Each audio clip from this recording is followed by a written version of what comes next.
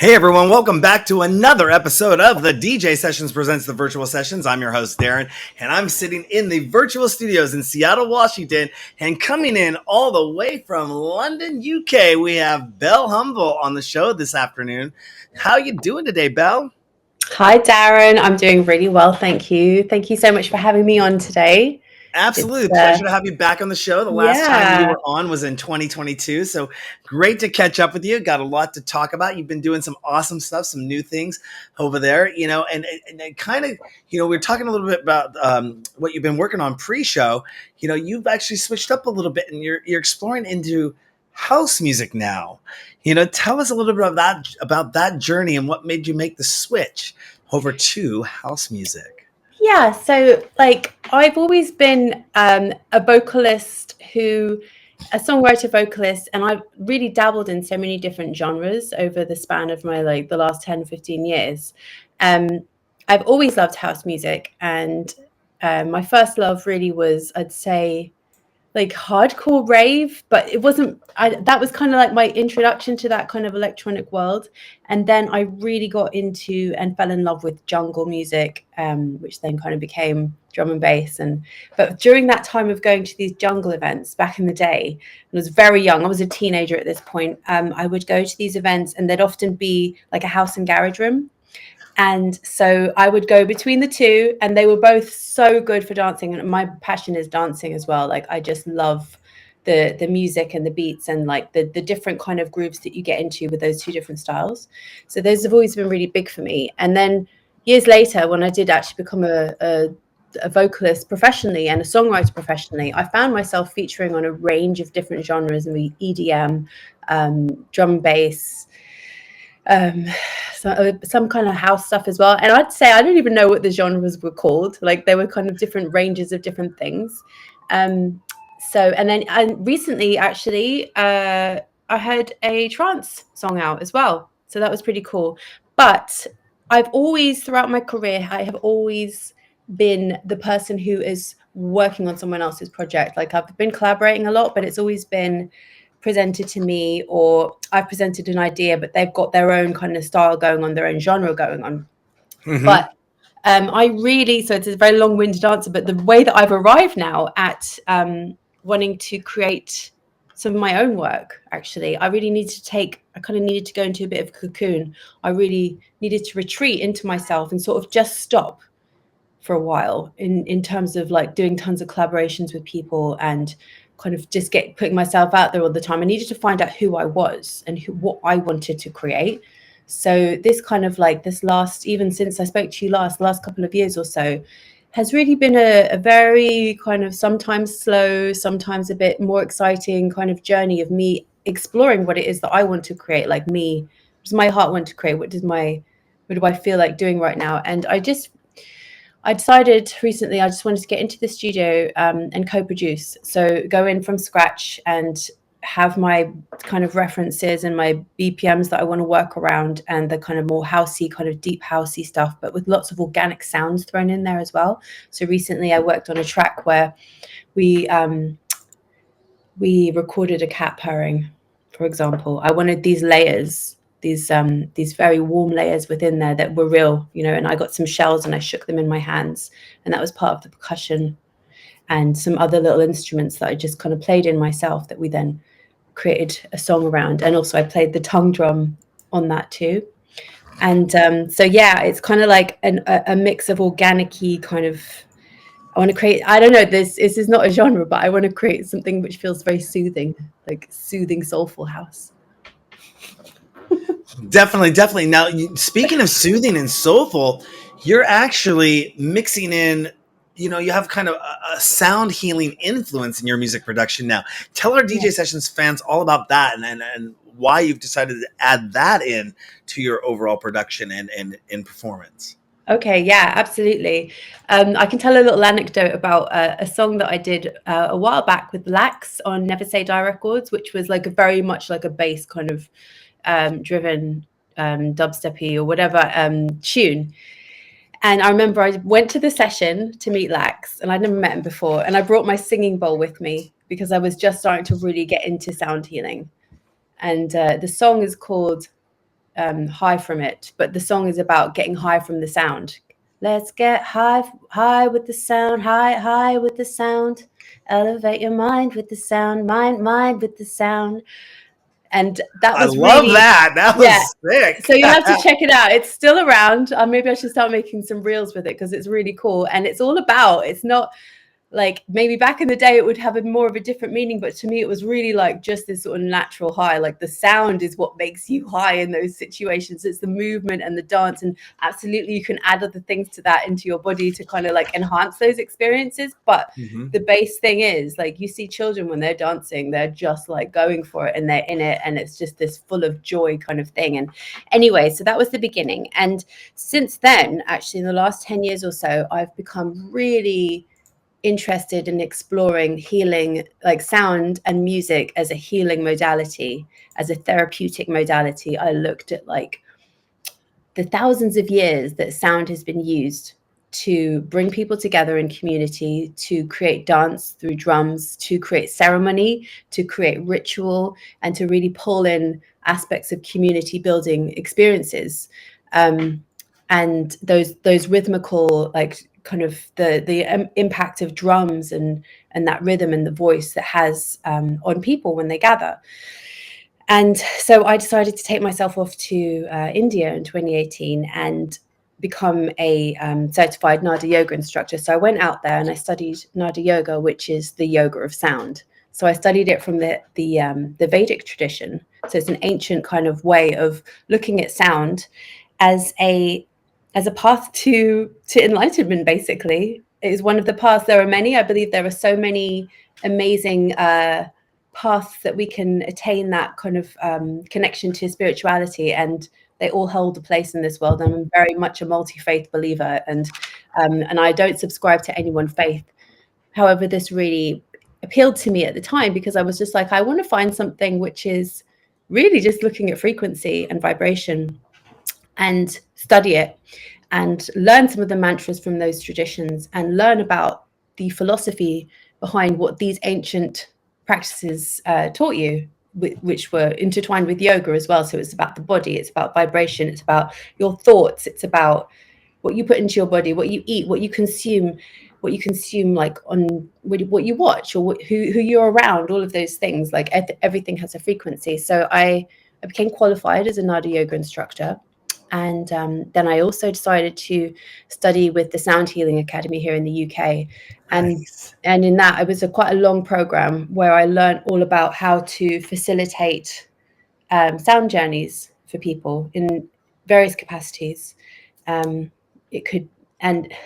basically I also qualified in that. I studied that. I did a load of case studies and learned all about that. And it's just been a real interest of mine for many years, and spirituality has always been a big interest of mine and something that I immerse myself in. And this was just another way for me to kind of almost take it to a place that felt very I'd say physical as well, because there's more science behind it as well, like these frequencies, the effect that a gong may have on your body, for example, and how water sound actually moves faster through water than it does through the air. So when a sound is hitting your body, and we've got so much water within us, that when these sounds are played in certain ways, and how they actually physically affect your body. And I love that. So I have really gone on this huge journey, and I needed it for myself too. I needed to find some peace and some healing and find other ways, healthier ways to cope with my anxiety or my feelings of, I think anxiety has always been something that I have had to learn to live with in many ways. And I found that sound practice has really helped me with that. Have you ever experimented with mixing audio and video maybe at the same time to bring a complete kind of round trip sensory involvement with your audio productions, and then maybe have visuals to go along with that? I'm not just talking about like having a VJ, doing something in the background live time. I mean, that could still be a way of mixing audio and video at the same time. But have you ever made like an immersive, or thought about making an immersive experience where, I know a lot of people, they do the sound healing. Maybe they're closing their eyes, they're visioning. It's almost a meditative type thing, but have you ever thought about putting something like that together? You know, it's something that people are doing, and I think it looks absolutely stunning. I've seen it, and I would love to get to that point where I could do that. You know, I think it's definitely when you start to bring in big spaces like that. I mean, to be honest, I could just like I've got a little lamp that my daughter uses, which like puts the lights all over the room with fishes and stars and stuff. I could just bring that to one of my smaller events and give it a go, and then build up from that, because I think it would be beautiful to do that. And what really interests me in all of this is bringing everything together. So like you say, like you're creating a space, right? So when you bring in the audio, because I know that you're a visual person and you've done a lot of stuff in that world, right? So you've got experience in that. So to create an experience, like I'd love to collaborate with someone doing that, you know, who could bring that element to what I was doing. And but it's all about creating an entire kind of experience.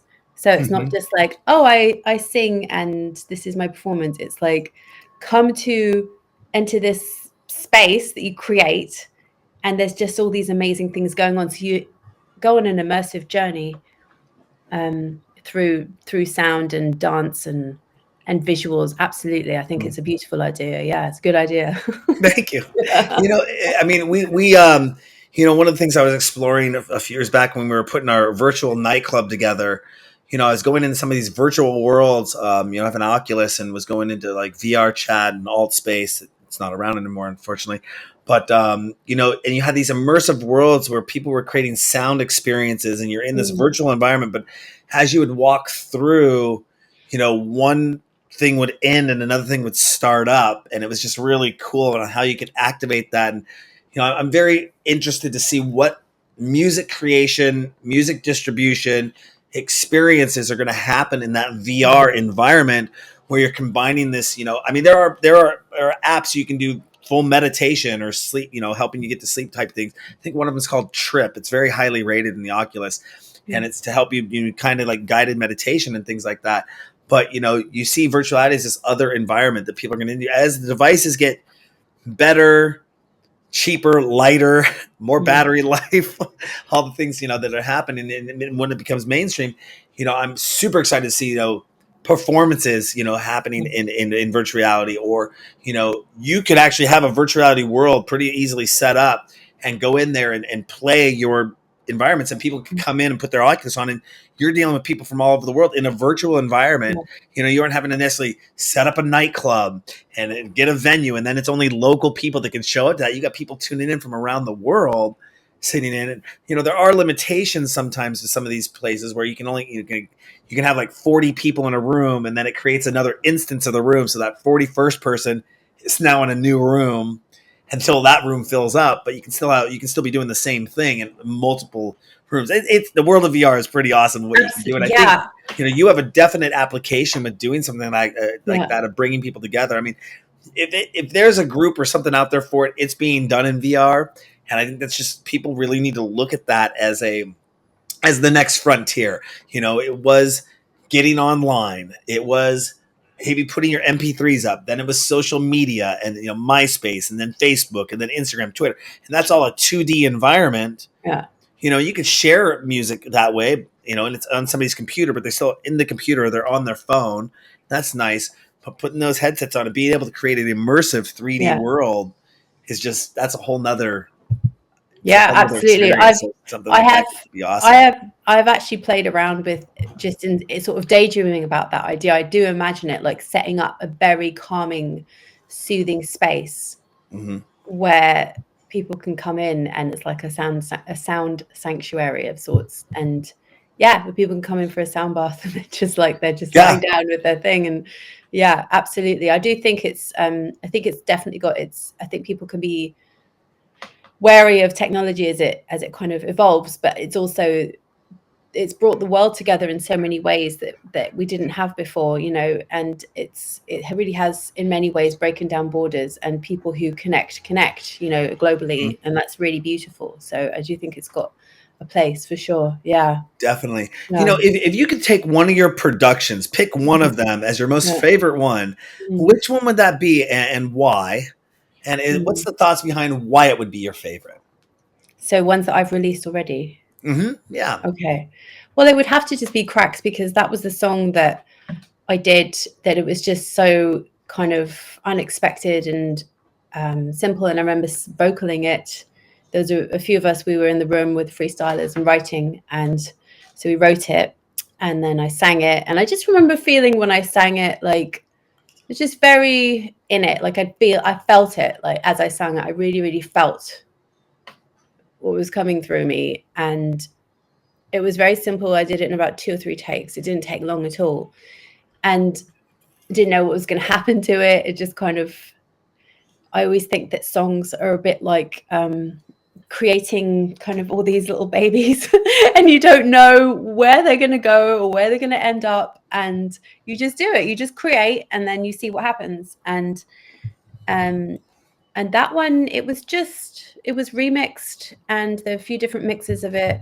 And Flux Pavillion is just such an amazing musician and composer, right? So he got hold of it and did that remix, and it's just so, I loved all of them, but that one was just very special because it was just so musically kind of, just had so many elements to it that it was very intelligently done, you know. And the fact that it touched so many people and meant so much to so many people, like I couldn't have asked for anything more, to be honest. Like my favorite, and I think that's why, again, it's always my sort of intention to create music which offers this kind of safety to people, or this kind of like I hear you or I see you kind of vibe. Like I know that, well, the world is difficult and we're all going to suffer at points, but I want to create that music that helps people in those places, and also just to feel happy and joyful and whatever, you know. But I love having that kind of element of life kind of philosophy, if you will. And I feel like that song really allowed me to be put on the map in that way. And that collaboration really, really gave me a lot. It gave me a lot, and it gave other people a lot too. So that would be my favorite. Yeah. What year was that released? That was like, it's 2011 or 2010, maybe 2010. That's even. It's funny you mention that, because that's right when I went through my dubstep phase kick of like, I was like, listen to this station. I listen to normally Selma FM's Groove Salad, which is like a down tempo ambient station. It's my go-to. If you come into my studio, you listen to Groove Salad. You're in my car, you're listening to Groove Salad. You know, just everywhere. If I'm in my headsets, I'm listening to Groove Salad. But they also had a dubstep station, Dubstep Beyond, and I kind of got into that for a while. And I was buying tracks and just tons of stuff. Flux Pavillion was definitely one of the more notable artists that was there. So I definitely have heard that track probably there. But you know, I still love dubstep, that grinding, you know, it's very awesome stuff. But I also saw, and I know I'm looking over your bio here. I'm not sure what year this was. You did a collaboration. When was your collaboration with Sander van Doorn? No Words.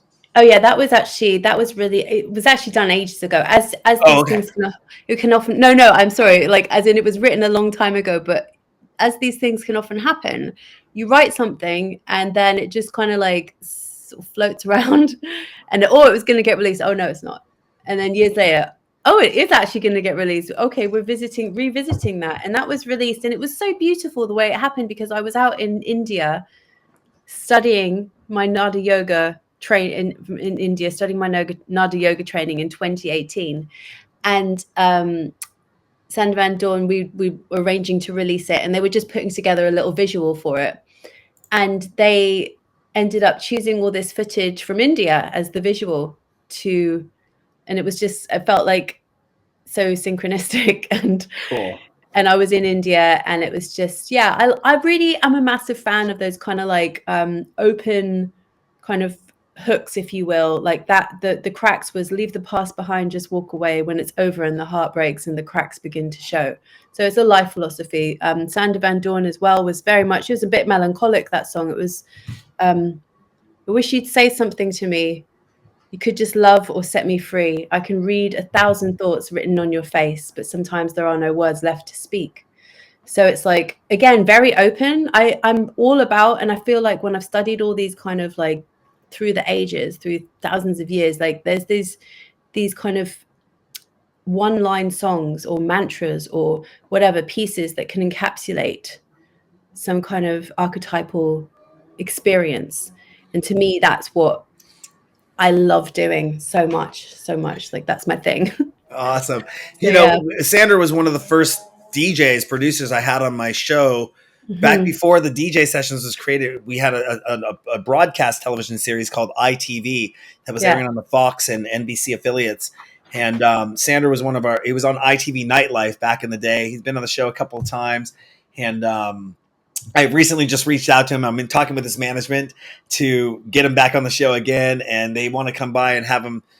Well, I guess I can't announce it, but let's just say it's going to be a secret sessions. Yeah, It's another genre of shows that we do called the secret sessions. They want Sander to come back on. So it'd be great to reconnect with him. And I'll definitely bring up this interview and tell him I talked with you and all that fun stuff. Yes. I think his wife had a baby at the same time as me too, which was also quite nice. It was quite cool. I remember, I think we sent some messages to each other, congratulating each other. So awesome. What's the longest time you've ever consecutively spent working in the studio on a track? Are you pretty good at getting these babies out, as you mentioned? I wanted to use that term that you said, babies, because I've heard that, or children. I've heard that term used before. And it's like, you're taking these little children and you're sending them off to school and seeing what they're going to float around and do in the world. And if something pops up when they hit 8 years old or 5 years old or 3 years old, it's like, whoa, that actually got released and remixed. And wow, and it climbs the charts, and you see that child kind of grow up and blow up. But what's the longest time you've ever spent consecutively working on a track in the studio?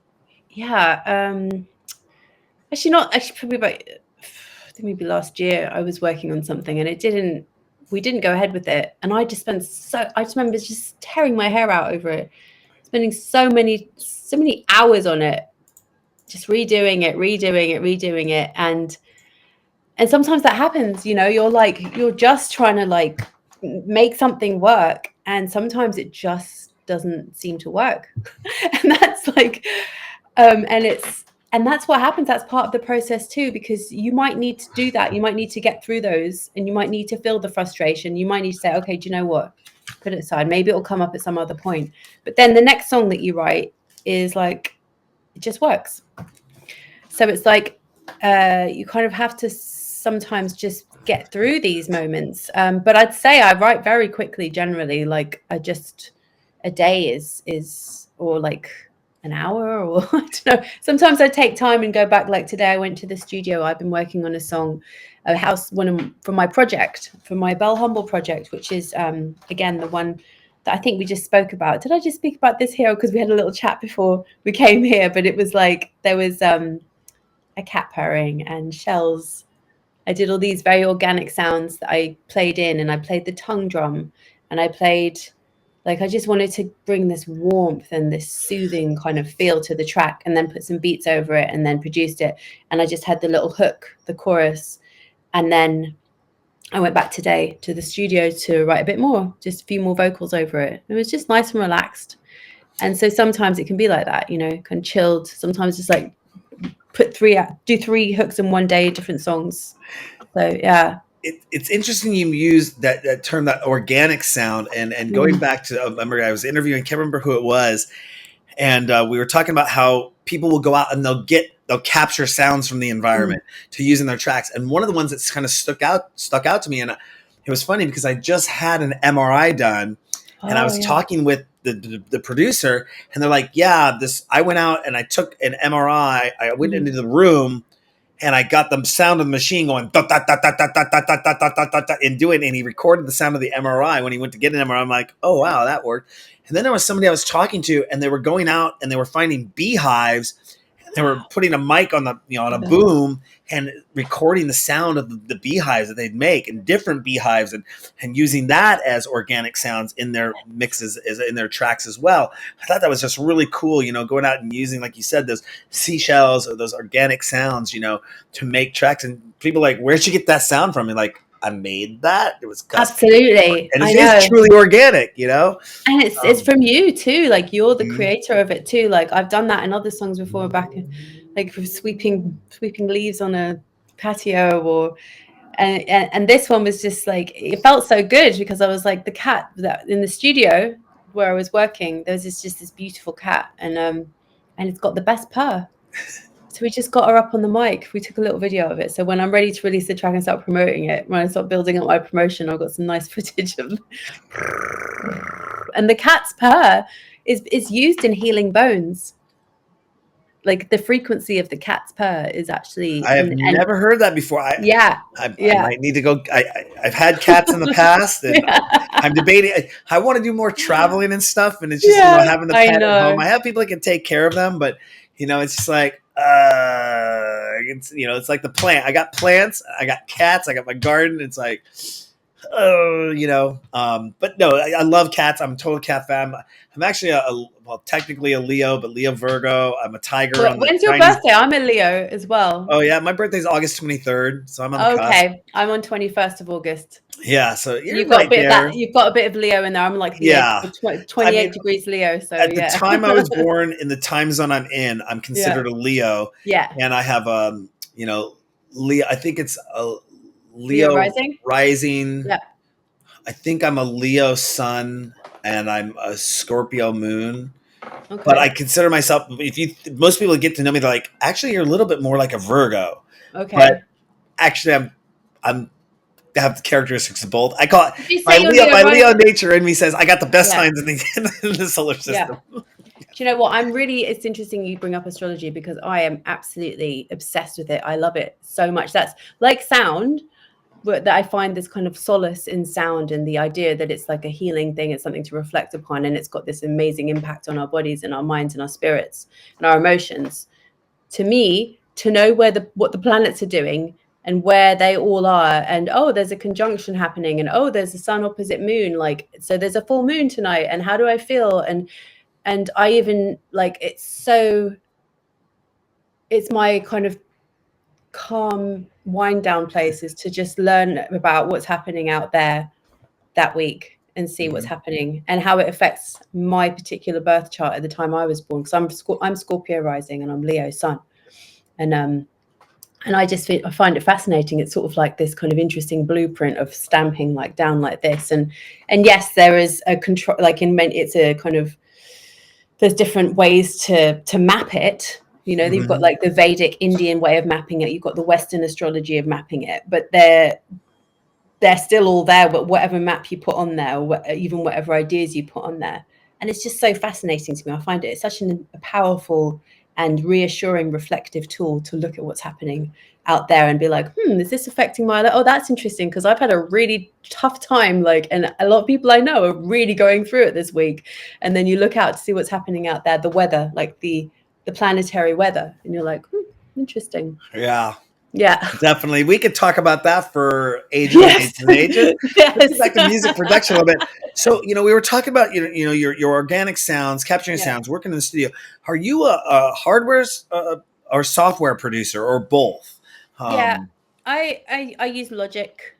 Okay. I'm that's the DAW that I work with, and I've just more often than not, in terms of the instrumental side of things, I've often collaborated, but the more I do and the more vocal production I do and the more sort of work that I do from home in my home studio, the more I'm starting to I just recorded something yesterday and I spent the day and I recorded my guitar and I recorded I'm just, you kind of just, before you know it, you're like, hang on, this is sounding actually pretty good. So as a producer, I've always been about the vocals, but now I'm really starting to get more into that sort of more the track side of things. So that's really exciting. And I just use Logic, and I would love to expand more into, I've always wanted to try working with Ableton as well.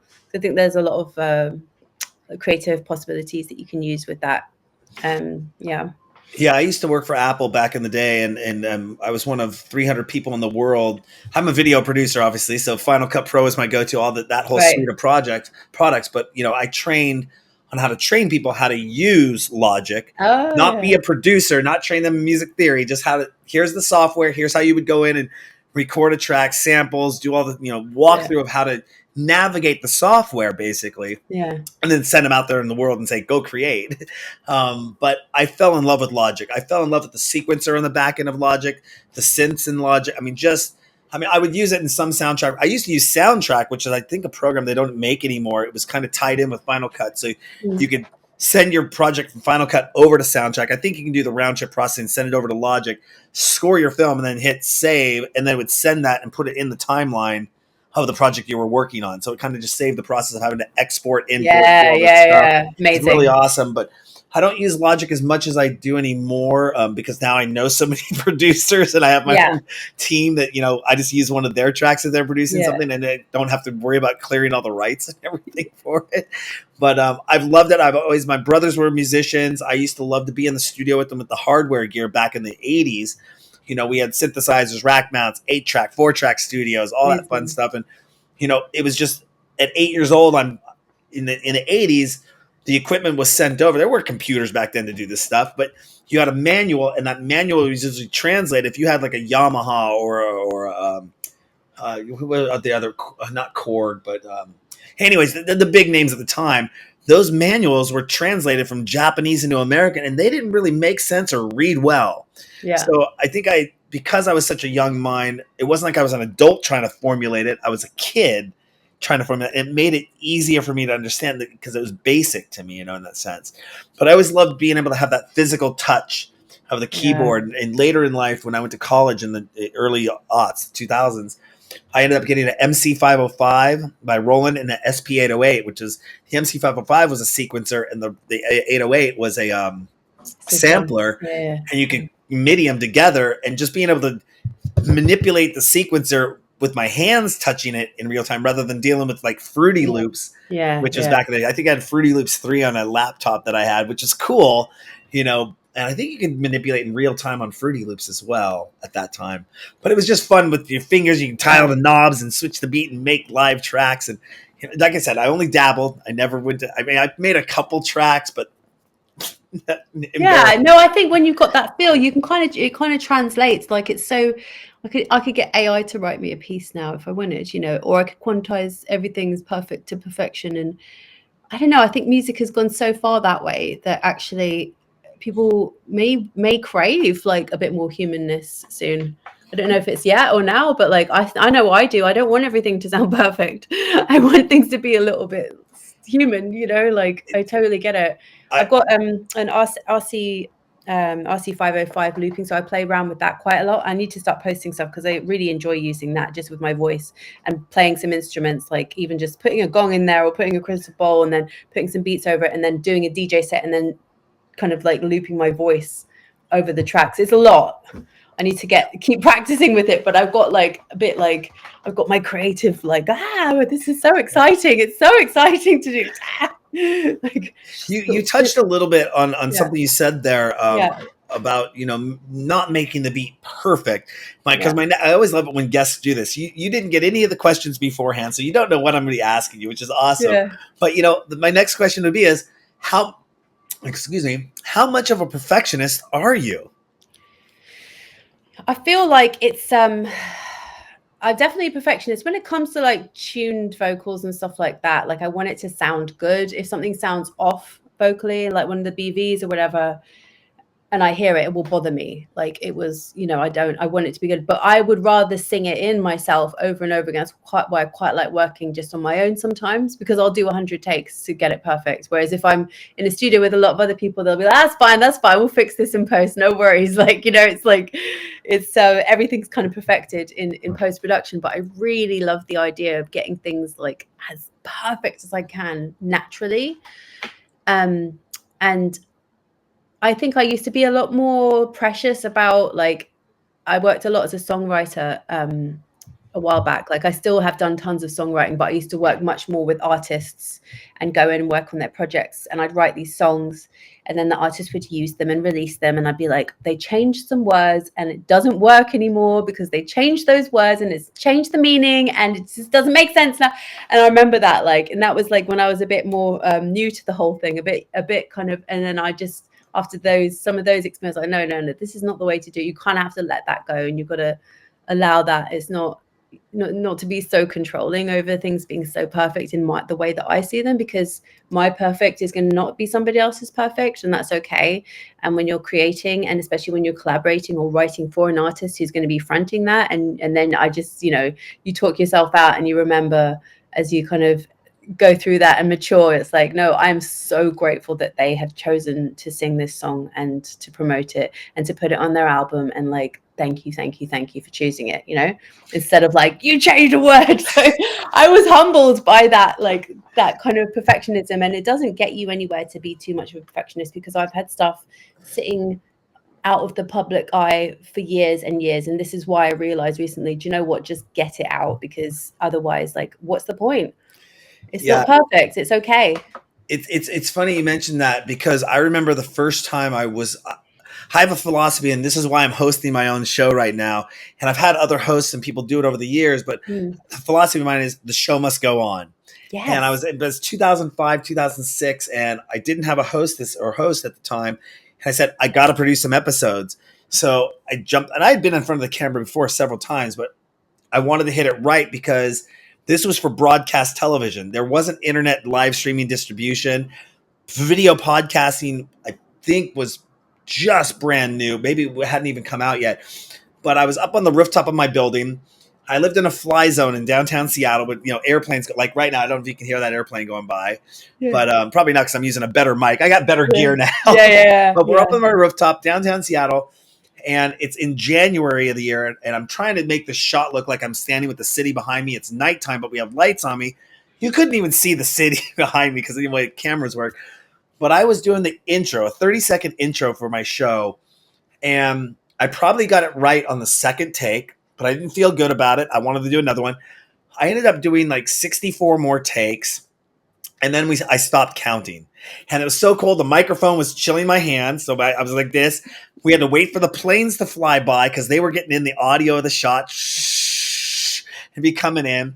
It was bad. And it was windy. So the big board that I had with my script on it was blowing in the wind back and forth. I'm just like, you know, but I was a perfectionist. I had to get it right because I needed to be right for broadcast television.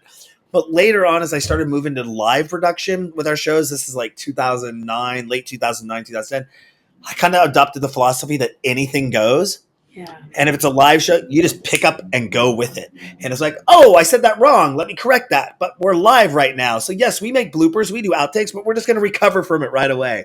You know, and you know, keeping that essence and that momentum going during the live performance, you know, is very interesting. So, you know, I know I'm not as much as I guess when I'm wrapping this up, I'm not as much as a perfectionist as I used to be with things, and I'm going to beat myself up because it didn't come out right, because this is a live interview, and I like the organic flow that it can take, you know, and if there is a blooper or something funny that happens, we could put it in the blooper reels one day or something. Absolutely. But, yeah.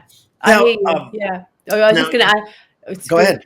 I was going to say just a quick like little thing as well. I used to sing at a lot of weddings, and I used to do performances every weekend while I was like building up my songwriting career, and I was just like working. So you do when you're a bit younger. I was like 7 days a week working. And I just realized the joy of making mistakes on stage and the fun, and it's just again, it's human. Like people like humans. Like otherwise it would just all be perfect AI avatars, and I don't think that's what everyone wants. I think we want the humanness and the quirkiness and the imperfections. So yeah, absolutely, the imperfections. Yeah. How would you define success as a producer? Would that be a Beatport top 10 hit, a collaboration that you're working with somebody that you've dreamed to work with? What are your thoughts on that? I think that success is never just one thing. I think it's an accumulation of things, and as you go through your life, those success kind of what you measure as the measurements of success will change. You know, like a while back, it was success for me to get booked for a gig, or then it was success to get a publishing deal, and then it was success to write like some great songs that did really well in the world, that went globally into like good chart positions. And then it was, now my success is scheduling my time so that I can take care of my daughter with concentration, focus, and I can be there to pick her up from school, and that I can work my schedule around her, and that I can also make music that really is part of, like, really makes me feel happy about what I'm producing. Like I've produced so many tracks and I've had such an amazing time, and I'm grateful for everything that I do. But success in the last few years was being able to write from home on my own and write production music for TV shows. Oh, there's the airplane. So you can hear that. Yeah, to me, I think success is like to keep an open mind about what success is. Like, you're successful if you don't pin it on any one thing. It's like, how do you feel? Like, check in with yourself. How do I feel in my life right now? Am I successfully managing all the components that make me feel like I'm doing a good job? Mm-hmm. And that I'm not faltering too much. Totally understandable. You know, some people could say financial success. Some people could say, like I said, collaboration success. You know, one of my goals is to ramp up and be at 100 hours of content per month. And that to me is a success. You know, being an independent company that does this, you know, and you look at the world of podcasting and live streaming, 100 hours of content a month is mind-boggling to most people. They'd be like, what? That most people are producing 1 hour a week if they're doing a podcast series, or you know, maybe a few hours if they're doing a DJ show, maybe a couple times a week. But you know, collaborating with, interviewing artists with you know, building that there's so many different pins in the cushion that you could define as what defines success. I probably have probably like 300 pins in the cushion. Yep, that one's taken care of. Yep, that one's taken care of. Okay, put a pin in, you know, and all that fun stuff. So totally understand that. You mentioned your daughter. You know, does your family like dance music, and do they specifically like listening to your music? Yeah, so that's a lovely question. And recently, so I've often, my daughter's dad, he's a musician as well. He's a really great musician.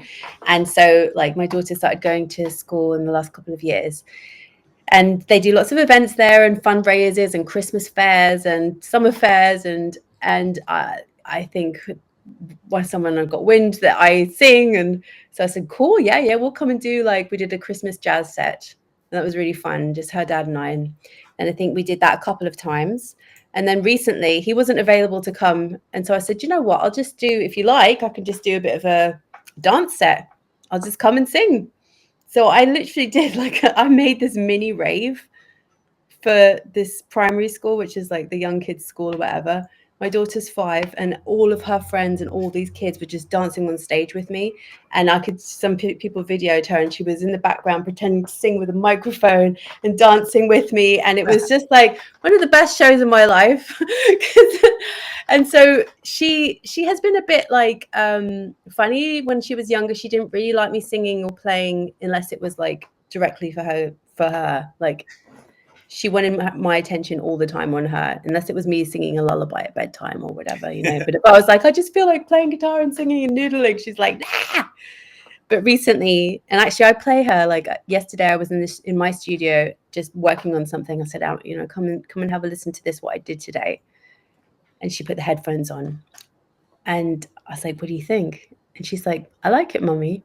And it's like, I'm just so happy, because sometimes she'll be like, I don't like this. You know that one song that goes like this, Mummy? I don't like that one. And I'm like, I love it. She's so honest about what she likes. And I listen to her, like, and I listen to my mom. I play my mom loads of stuff, and she'll give me really, like my daughter, she'll be very honest feedback on her interpretation of how she feels about it. And I love that when people are really honest. Well, they say kids just don't have that filter. You know, they're brutally honest. Yeah. You know, like brutally honest. You know, and you just got to love them for that. That's awesome.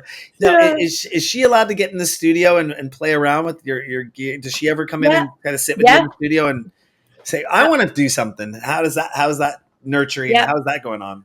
Yeah, so I've definitely done that. And like, I would like to do it more with her, but I have to catch her when she's sort of up for it.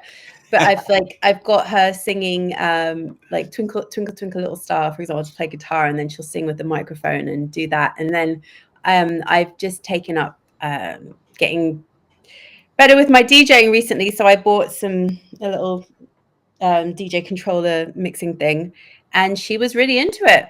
And so I've got some pictures of her on the decks and listening with the headphones and like looking, and just like, so I've just started off with like a little kind of practice DJ controller thing, like an entry level type Pioneer thing. And I'm just know that that's going to be hers before too long. That's going to be hers when I upgrade mine. And do you ever get fed up with making and making music, doing productions, and what do you do to deal with that? What would be some advice you may give to other producers that are coming out, you know, to break through that process? I know that I've had my burnouts over the years where I didn't want to pick up a camera, didn't want to network, or there was just so much going on, like, or revamping my brand, revamping my look. What do I do if I get fed up with it? And like, or even, why am I doing this? It's not happening. Should I do another interview? Is that really going to matter? I got hundreds of them, thousands of them. So what do you do? Do you get fed up with that or get frustrated with that? And what do you do to cope with that or deal with that?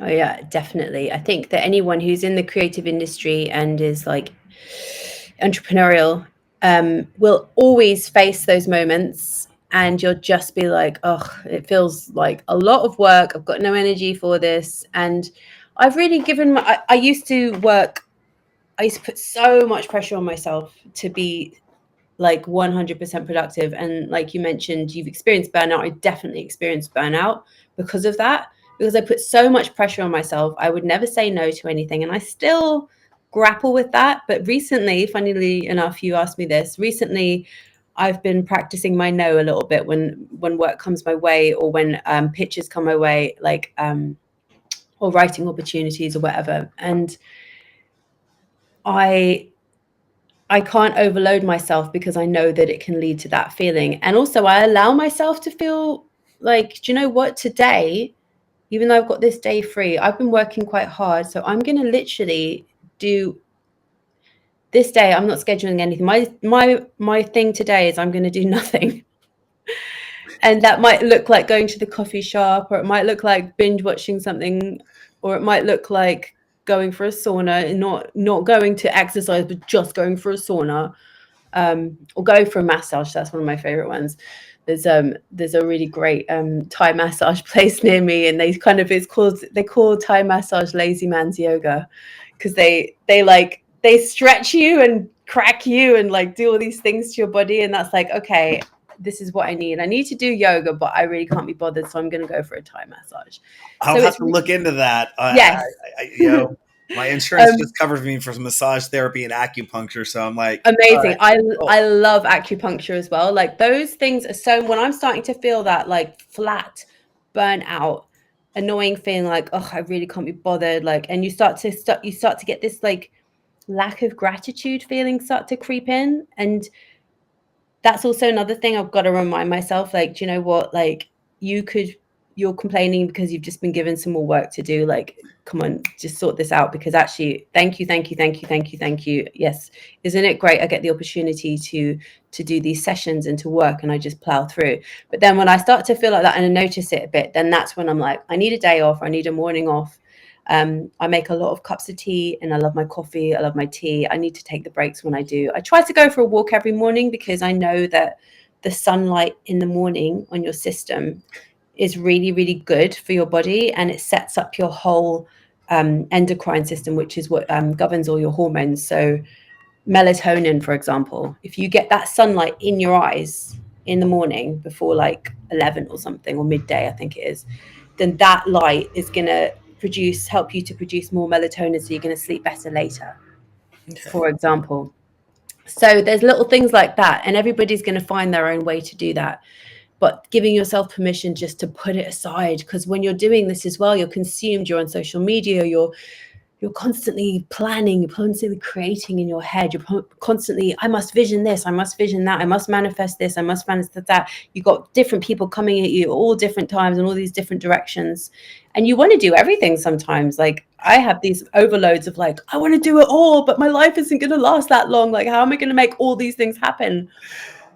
So yeah, it's being that creative sort of minded person can be incredibly overwhelming, and you have to take breaks from it. You almost have to take breaks from being a creative person. Well, and that's, we were talking a little about pre-show about how 2023, I was kind of on a little bit of what I would call one of my bigger hiatuses. I was still doing stuff in the back end, but not much on the forefront of the DJ sessions. Yes. Because 2022 was such a momentous year for us, because we changed our strategy. We changed our approach, where I was sending 40 emails a week in the beginning of 2022 to maybe get 6 to 8 interviews a month. Yeah.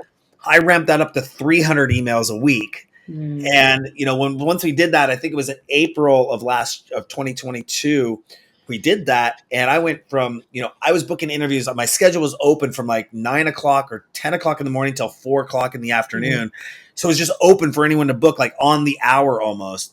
Yeah. And I think in May I had like 57 interviews. June I had like 47 interviews. I had to increase it, and it was 3 days a week to 4 days a week. I wasn't even eating lunch. That probably had been where, I guess 2023 is when I started losing the weight we were talking about and all that fun stuff. But, it went down that for like May, June, July, and even August. I came in and said, this is crazy. And I revamped it to where there was only interviews available 4 days a week, 11 a.m. Pacific time, 1:30 p.m. Pacific time. And that was doing, and I was scheduled out for 3 months. I was leading up to ADE that year to go to my first time. And the guy I was working with, one of my PR people out of London, out of the UK, was like, hey, being booked out 3.5 months is a good thing in this business. Yeah. And I was like, I just felt I wanted to do more, but, it was just, and I was getting articles, write-ups. I was doing podcast interviews at the night, and just so much was going on that I think that's what led into the whole 2023. And I moved to a new place. I wanted to get situated, get the studio up and running, which turned into a little bit more extended hiatus, which kind of like, that was April when I was ready to launch again. But then May, June, halfway through the year. And then I was kind of like, it's summertime. I want to take a break and just make sure this is all dialed in, as we were talking about before the show. But now we're 2024. We're back in the mix. We're ready to hit it hard. It's good stuff. But you got to take those breaks sometimes. Yeah. And, I always knew I could start back up from where we're at. It wasn't like I was letting the brand die. But you still got to build that momentum again. Yeah. But you got to build, I think you got to build on your experience as well, because I have a bit of a theory, because I did that. Like I said before, I was working like 7 days a week, and I was just absolutely, sometimes we'd do 2 writing sessions in a day in different locations. It was bonkers. Like it really was. And what happened was I was just kind of like, something just kind of cracked in me, and excuse my pun from my song, The Cracks, but I just had to take all this time off, and I went off to India. Like this was a different trip to India actually, but I kind of bailed. I kind of pushed myself so hard that I was forced to take off time, because I was just so like, and I think that if we can do it more like slow and steady and make sure that you get those breaks in that time, because if you just go all in, then you kind of almost have to come back from that and then go all out. And so if you can make it a bit more of a balance, like the middle way, I've realized that like the value of the middle way is that you kind of balance that out as you go along. And you mentioned like, you sometimes like the binge watch shows and take that break and do all that stuff. I mean, on my to-do board right now, I have daily, weekly, monthly, and one-off schedules. Like it's on my priority to-do list, like manifest. This is how I'm running the business. Yeah. It just says there. And one of my things says, one is take my vitamins. Yes. The second is if I'm doing a binge watch now, and I got into this bad over the last, like, I'd probably say about a month and a half ago, I'd wake up, eat breakfast, binge watch, do back end stuff, but binge watch for like 6 hours a day. Yeah. And I'm like, if I'm going to binge watch from now on, I got a gym upstairs in my building. I'm going to go binge watch. I call it the binge workout. Yes. I'm going to get on the elliptical. And if I'm going to watch a show for an hour, I'm going to be on that elliptical for an hour. If it's 2 hours, just as long as I'm walking. Because in Seattle, the weather can be like today, it's a great partly cloudy day. It's blue sky above where I'm at, but there's clouds all around, and it could be a favorable walk day, but I'm right upstairs. I have internet. It's warm. I have a beautiful view on the 17th floor of my building. And, get up there on the elliptical, put it on.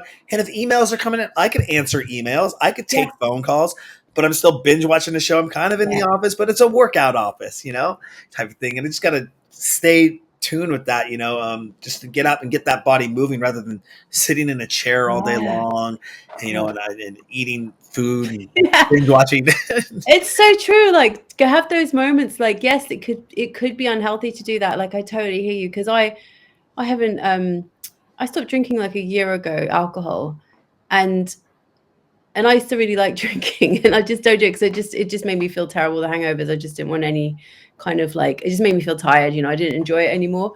But like this sort of thing, this kind of fun thing that I would do with friends sometimes socially and stuff, that was gone. And then it was like, oh, Netflix is quite fun to watch. You can binge watch. And there's a reason they call it binge watch, because it's kind of like doing something that's like slightly addictive, it's like kind of like, oh, and it's the same with me. It's like like I mentioned before, I've got a 5-year-old and my house is chaos. Like I have to, when I get her off to school, I've got to like redo the house every day kind of thing, because it just is like, whoa, it's like a whirlwind every morning. And so again, like listening to a podcast or putting something on and then tidying up while I do that, like yourself, like multitasking, like doing something fun with something that's practical and useful for your life as well, instead of just like, totally.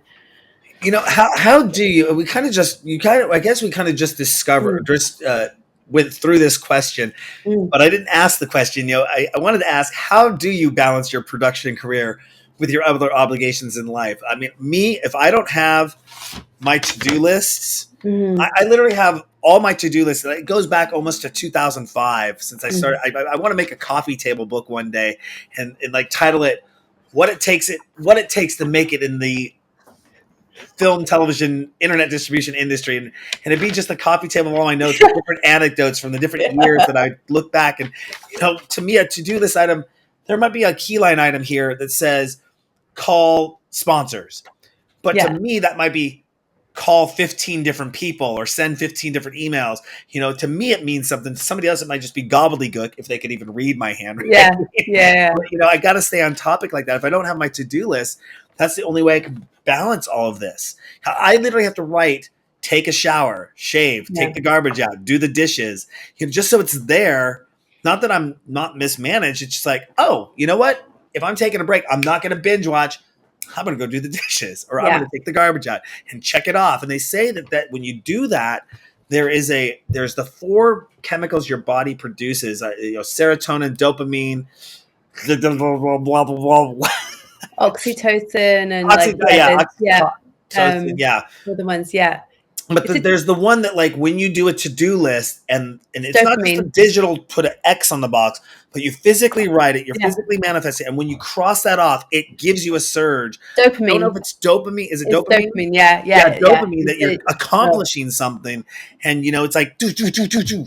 And now, I mean, I've gone to putting notes on my phone, and I used to write them down and cross them off. But now, with my device, but I always take it back to, I remember this job I had I was like, I got an iPhone. I can put all my notes in the iPhone.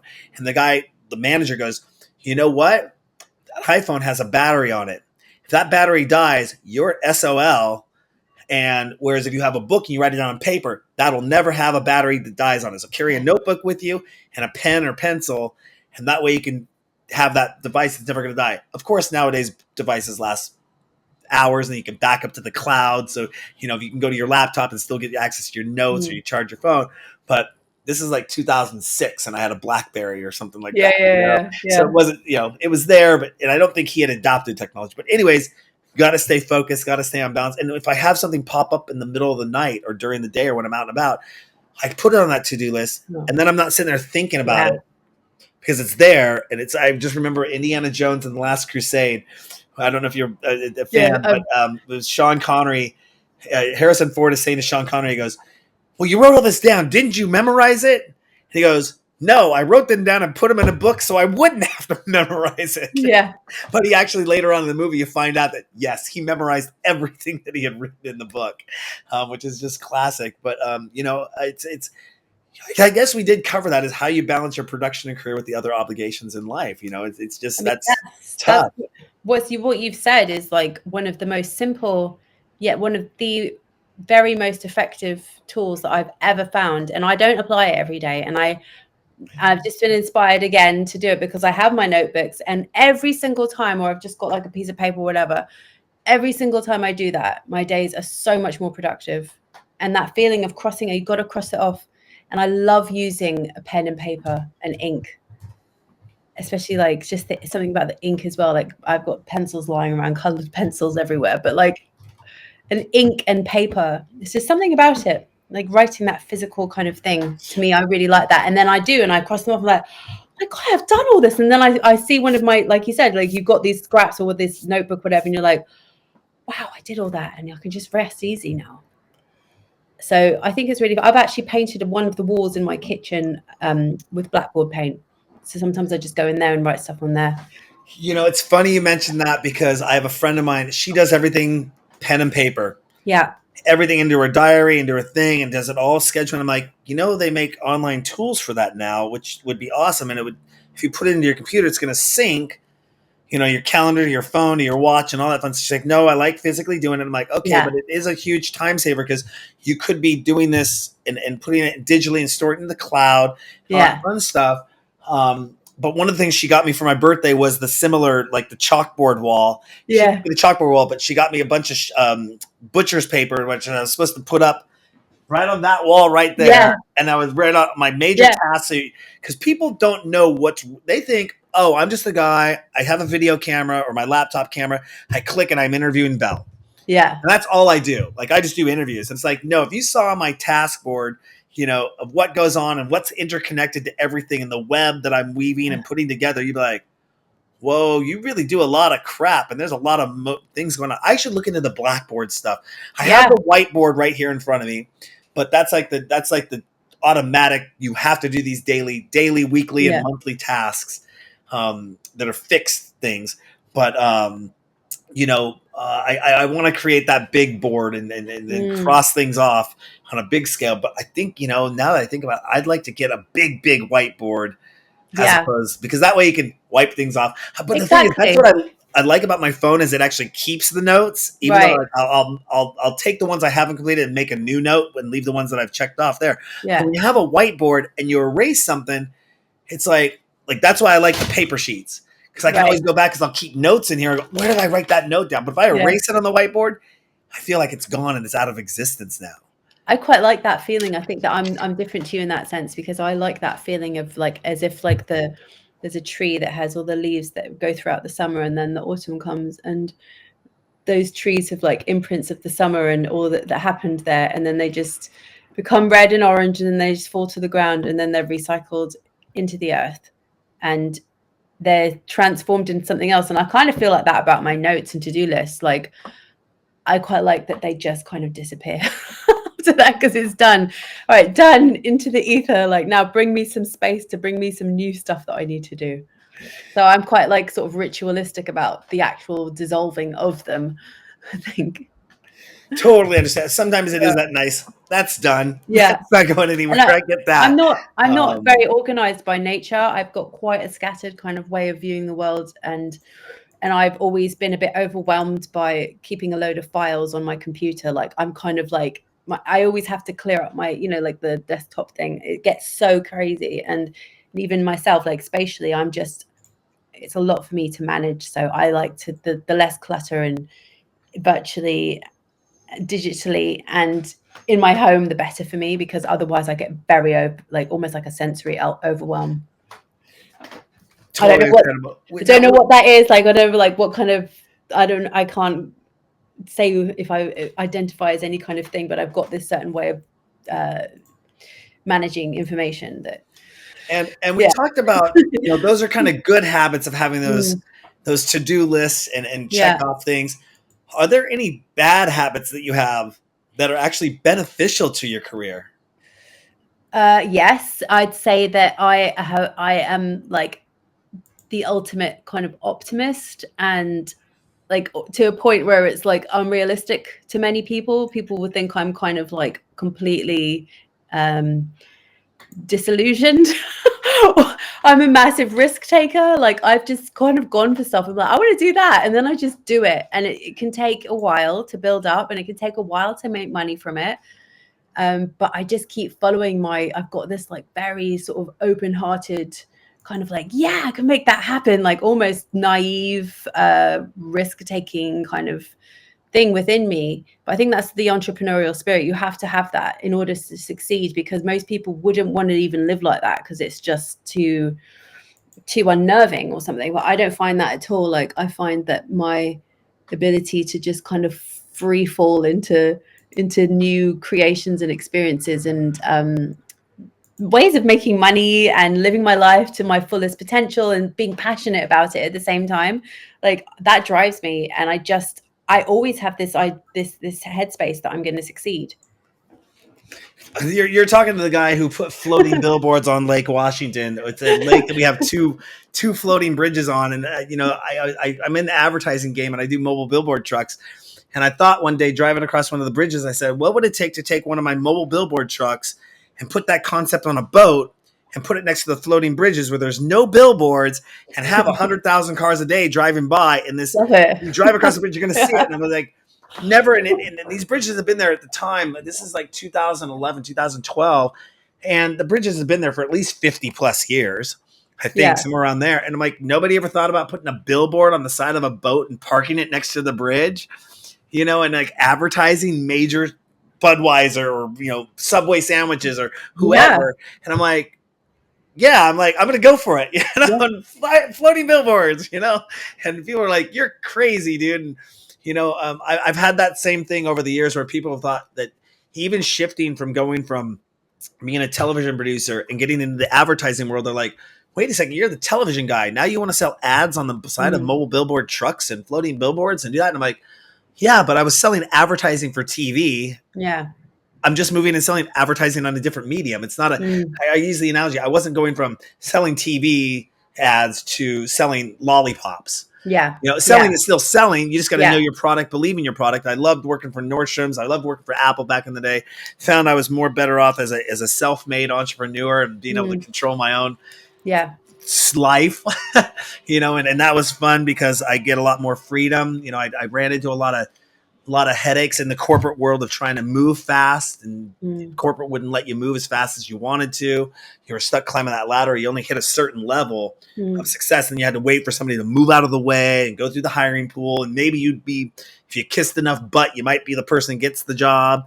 You know, whereas here, I joke about it. I'm the Elon Musk. I'm the you know, Jeff Bezos. I'm the leader of the company. Somebody comes to me and I'm the last rung on the totem pole. I'm the level 13. You are the director. Yeah. I'm the director. So I got to make those decisions. I can move so fast. Like there's a book called Good to Great.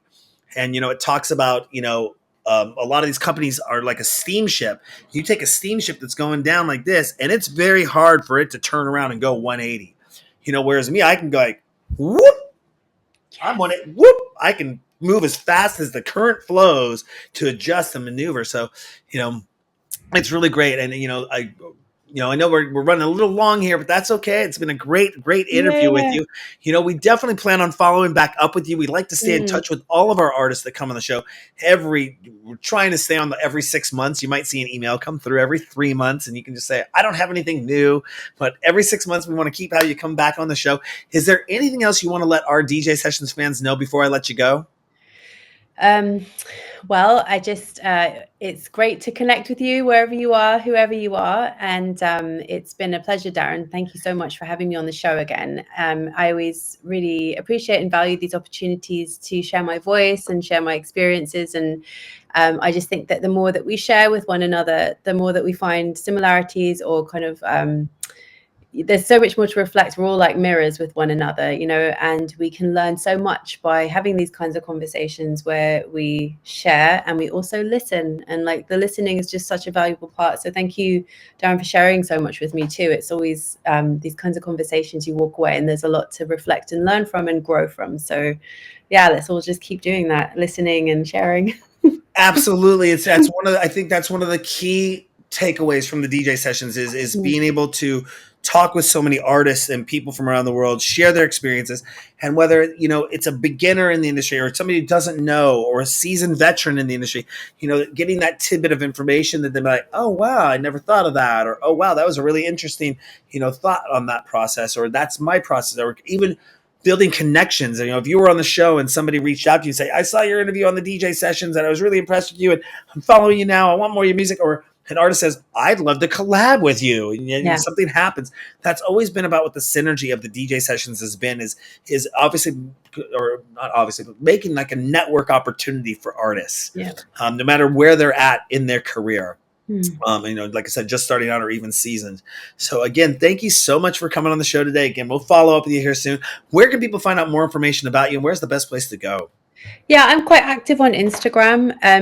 So I post stuff on there, and I think that I'll always keep people kind of in the loop about what's happening on Instagram, because I also have started a YouTube channel which I'm developing, and And that's something that's kind of like in the pipeline, but Instagram, I'll always be posting on there to direct people to wherever, if I have releases or just to like say hi or whatever. So yeah, that's a good place to find me. Belle Humble. Belle like Beauty and the Beast, and humble like humble pie. Right there down at the bottom of the screen, Belle at Belle Humble on Instagram. Thank you again, Belle, for coming on the show today. Thank you so much. Thank you. You're welcome. Thank you, Darren. On that note, don't forget to go to our website, thedjsessions.com. You can find us on Meta, X, Instagram. We're out there on every social media platform, pretty much every podcast platform too. You can subscribe to the shows.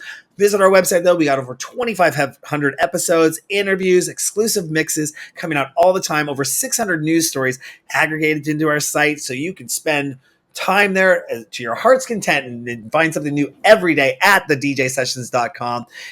We have contests, merchandise, all that fun stuff, again, at thedjsessions.com. I'm your host, Darren, coming to you from the virtual studios in Seattle, Washington, and that's Belle Humble coming in from London for the DJ Sessions. And remember, on the DJ Sessions, the music never stops.